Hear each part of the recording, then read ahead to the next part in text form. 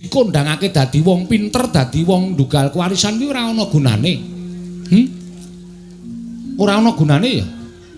Nek ngono Antaséna sing dikondhangke wong lantip panggraitane kuwi ya mung kabar tok, ning nyatane ora ana. Ya ngono apa piye? Aku gah ngene iki. Aku nek diomongan diolak-walik ngene iki aku gah. Aku iki ngalem Pakde dadi Nalindra sing pancen ngerti sadurunge winara kok sampean malah balik karo aku. Lho, ora balik. Ning nyatane kok ngono kok. Ning nyatane aku ngrasake aku ora iso goleki karo bapak. Lah, tegese urung binuka, wiwara. Bapakmu menyang endi? Tegese bapakmu dina iki lagi dadi lakon, dikersake dening panguwasaning Dat Kamurweng Dat.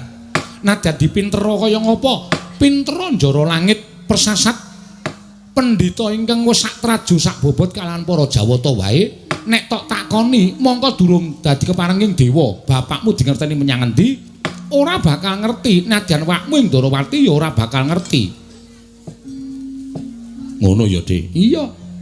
Mula aja banjur nganggo akal, ning gunakno nganggo akal.